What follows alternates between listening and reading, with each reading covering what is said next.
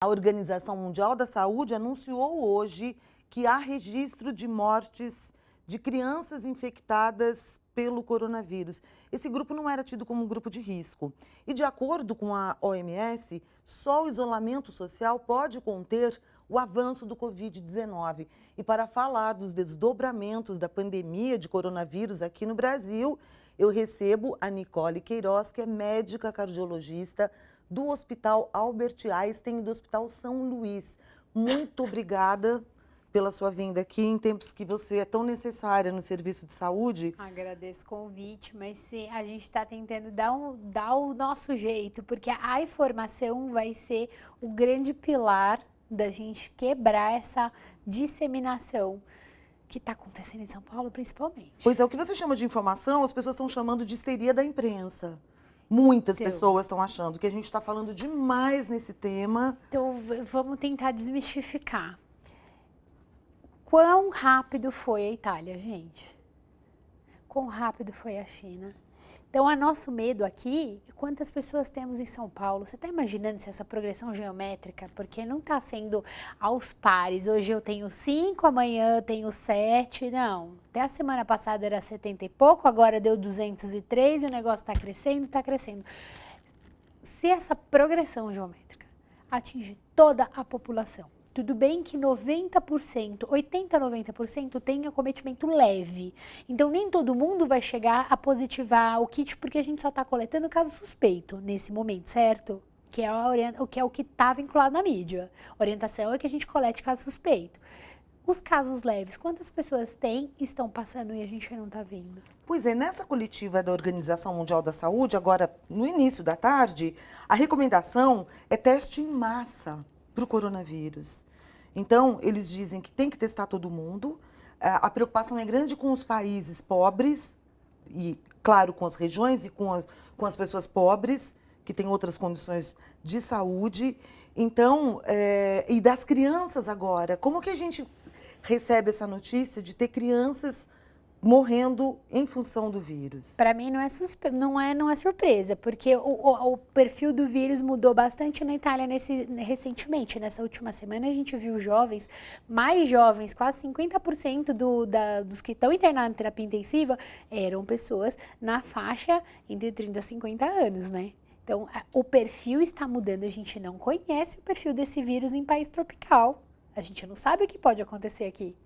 É novidade, tanto que a gente chama ele de Covid-19. É nova sequência genética. Tudo pode acontecer. Então não se sabe tudo desse vírus Claro ainda. que não, por isso que nós estamos batendo na tecla e parece até que somos chatos quando a gente diz que quem tem que estar na rua é nós médicos, o pessoal da polícia, bombeiro, enfermagem, pessoas que estão na linha de frente para esse atendimento. Nós não temos medicação, nós não temos vacina, temos elucubrações e pequenos estudos. O que saiu agora nesse final de semana que chamou mais atenção é que o ibuprofeno provavelmente está mostrando uma curva de piora em quem tem o Covid. O ibuprofeno, principalmente fora do país, é muito usado como antitérmico, mas ele é um anti-inflamatório que a gente usa aqui também. Bem usado. Bastante. Aqui. E acaba parecendo que tem uma curva de piora. Outro ponto importante que a Sociedade Brasileira de Cardiologia soltou uma nota oficial é onde que a classe de antihipertensivo mais usada no país pode ter curso de piora com Covid.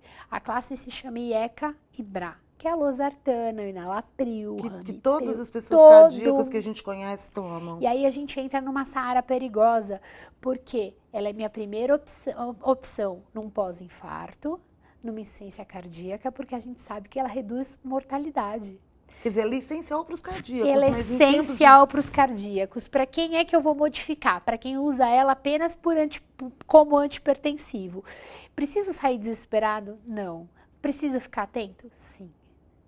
Então, a gente não tem uma normativa dizendo assim, olha, se você é só hipertenso, vá agora trocar seu remédio. E sim, se você é hipertenso, só hipertenso, e você usa essa classe, procure seu médico, sem desespero, mas procure para individualizar o caso.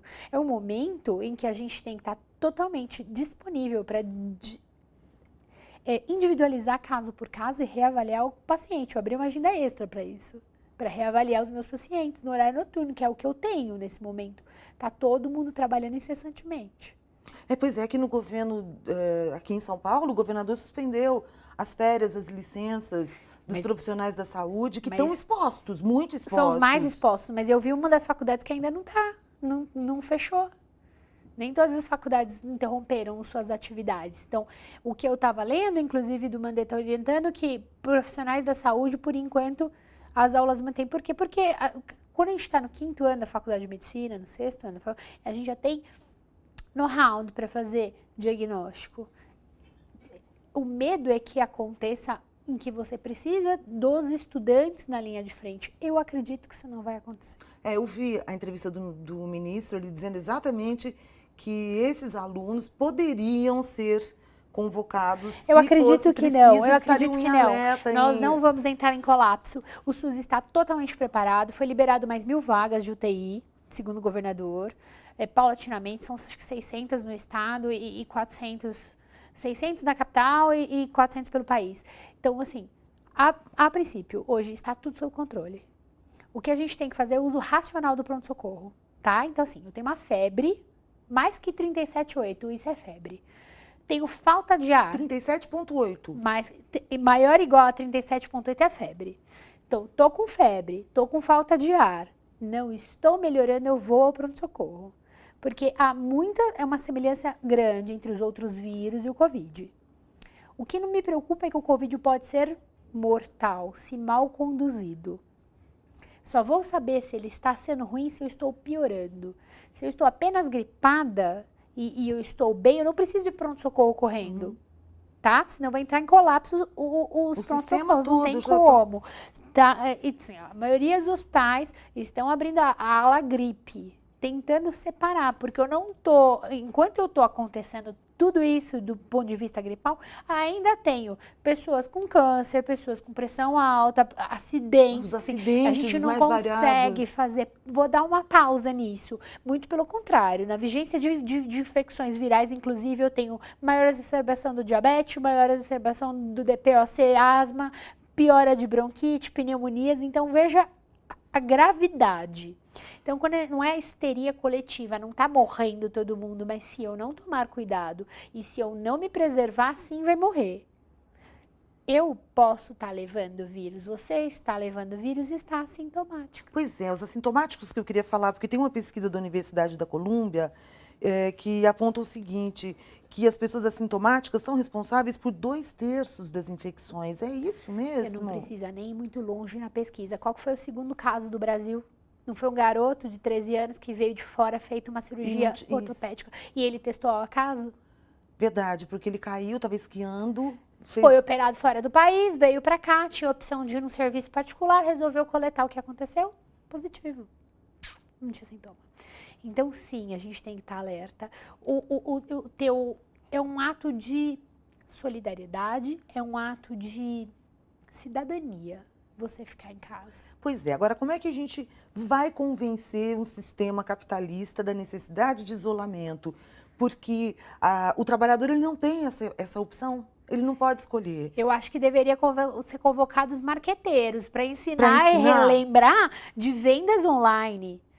Olha, nesse momento, o que é salutar? O que você consegue? O seu trabalho, se você parar de trabalhar agora em loco, o que vai acarretar? Qual é o impacto? Então, os líderes, os gestores têm que, pessoal de vendas, o pessoal do marketing, intensificar essa entrega, essas coisas online, correio, Sedex, essas coisas, certo? O que é salutar? O que precisa? O que posso esperar? Alimentação.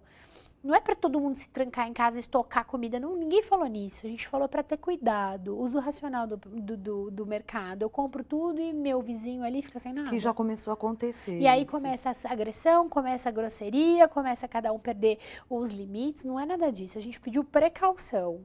Então, se o seu trabalho, olha, eu sou jornalista, eu posso... Dá para você fazer essa nota por Skype? Puxa, legal, então você dá a nota por Skype. Dá pra gente reduzir? Dá pra gente ter uma equipe aqui, que aquela máquina de mão? Puxa, então vamos usar aquela máquina da mão. É isso que a gente está pedindo. Reunião. Puxa, é salutar que a gente esteja sentado juntos, a gente pode fazer uma videoconferência. A tecnologia está aí para isso.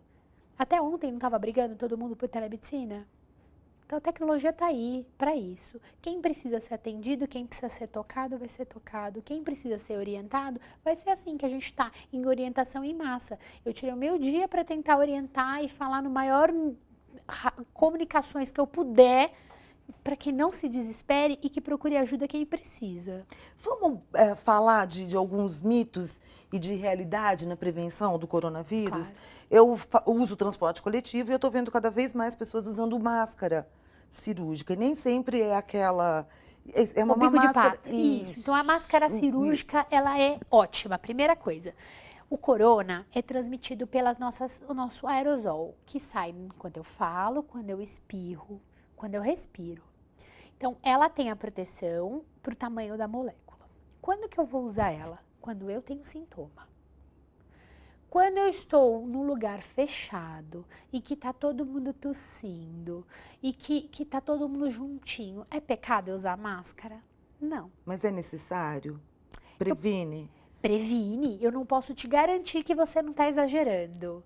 Eu entendo que se tem alguém tossindo, com febre, você não tem como garantir que não seja corona. Não, mas Não há, eu te pergunto isso porque está existindo um abuso já no comércio de máscaras, o preço Tá. subindo e alguns profissionais da área de saúde estão alertando que pode faltar máscara para quem precisa para trabalhar. Exatamente, exatamente. Porque ele é um vírus também que fica na superfície, essa é uma outra informação. Que a gente nem sabe quanto tempo ele dura na superfície. Não fala assim horas, mas até mais de um dia.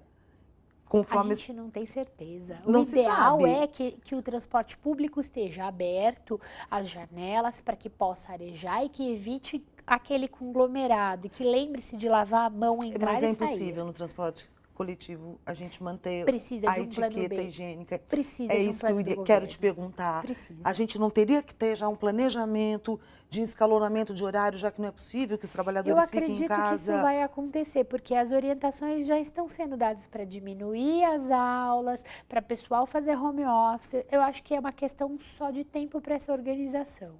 Vamos falar da curva no Brasil, que a perspectiva não, a projeção que a gente atinja o pico dessa curva em maio. Tem muito tempo ainda para muita coisa acontecer. Que estado que a gente pode chegar aqui? Fala-se em 450 mil pessoas contaminadas em São Paulo. A questão não é o quanto, né? A questão não é, a minha preocupação não é essa, é a gravidade. Então, pode chegar a tudo isso, mas 80, 90% das vezes é um resfriado leve. O que a gente tem que tentar é proteger a população suscetível. E agora saíram alguns estudos no final de semana, inclusive, falando que população acima de 50 anos, portador de neoplasia, câncer, doenças cardiovasculares, doenças pulmonares são os mais suscetíveis. Então, a gente vai tentar proteger os idosos.